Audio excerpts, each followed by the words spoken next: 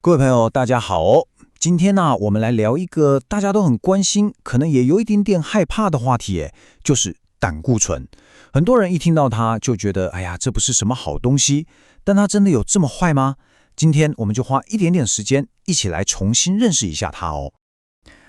每年健康检查那个报告一拿回来，眼睛马上就去找，看到胆固醇那个数字旁边如果出现红字，心里是不是都会漏登一下，就开始紧张的想说，是不是我吃的太油啦，肉吃太多了，是不是明天开始三餐都要吃水煮青菜了呢？其实先别这么紧张，我们先来了解一下状况。今天呢，我要跟大家分享一个观念哦，这个观念可能会跟您过去想的完全不一样。那就是，其实我们人体自己就是一个最大、最重要的胆固醇制造工厂。我先问大家一个问题哦，您觉得我们身体里的胆固醇大部分是从哪里来的？是我们吃进去的那些肥肉蛋黄还是海鲜来的吗？其实不是哦。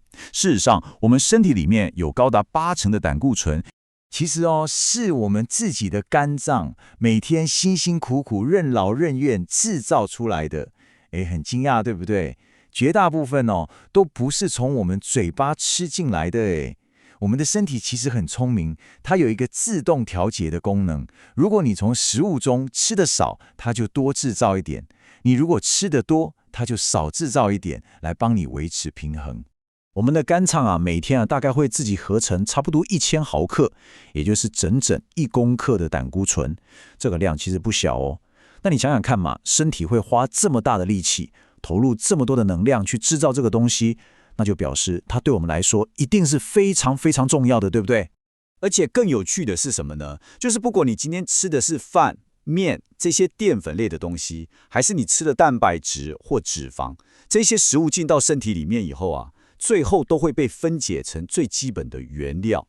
我们的肝脏就会利用这些小小的原料，自己去合成它需要的胆固醇。所以你看，这就解释了为什么有些人吃得非常清淡，甚至吃素，但胆固醇还是可能会偏高。因为真正的制造工厂就在我们身体里面呢。好，那既然身体这么努力的在制造胆固醇，它到底要拿来做什么用呢？其实胆固醇真的不是坏人，它反而是我们身体里面一个不可或缺的重要员工哦。它至少有5个非常重要的任务要执行。首先，第一点，它是构成我们全身数十兆个细胞的细胞膜的重要材料，就像盖房子的砖块一样，稳定我们的细胞很重要。第二，它是合成很多重要荷尔蒙的原料，比方说我们的性荷尔蒙，还有帮助我们对抗压力的皮质醇，通通都需要它。第三呢，它会在肝脏转化成胆汁酸，这个胆汁酸可以帮助我们消化食物中的脂肪哦。第4个部分是身体会把多余的胆固醇跟着胆汁一起排出体外。最后一个也很重要哦，第5点，它在我们皮肤底下经过太阳公公一晒，就可以转化成维生素 D， 这对我们的骨骼跟免疫力都非常关键呢。好的，那了解了胆固醇有这么多重要的工作之后我们现在就要来思考一个最核心、最关键的问题了。我们常常听到的高胆固醇，它到底是造成身体出问题的那个原因，还是说是身体内部已经出了某些状况之后所产生的一个结果呢？这个部分很重要哦，大家可以仔细想一下。传统的观念就像是左边这边写的，我们都认为是胆固醇这个数字太高，才去导致血管出问题。但是我们今天提供一个新的思路，有没有可能是右边这种情况呢？也就是说，会不会是因为我们身体的某些机能，比方说新陈代谢荷尔蒙系统它先失去平衡了，结果导致制造出来的胆固醇没有被好好利用，最后才让血液中的数字升高了呢？如果从这个角度来看，胆固醇升高就不是原因，而是一个结果了。如果说高胆固醇它是一个结果的话，那它其实就像是我们身体发出来的一个警报器，一个警讯。它在很温柔的提醒我们说，主人身体里面好像有哪里不太对劲哦，需要你关心一下。我们可以很简单的来想一下为什么身体制造出来的胆固醇会用不完，然后留在血液里变高呢？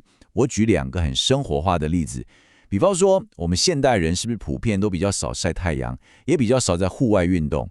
那这样一来，胆固醇要转化成维生素 D 的机会是不是就变少了？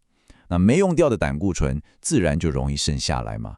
还有一个，如果我们的身体因为压力太大、年纪增长，或是作息不正常，造成荷尔蒙失调了，那身体需要用来制造荷尔蒙的胆固醇原料需求就减少了，那剩下的胆固醇浓度自然也就会变高了嘛，对不对？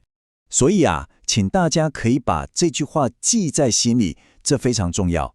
我们在体检报告上看到的那个胆固醇数字，其实它是一个结果，它反映的是我们身体内部一个整体的健康状态。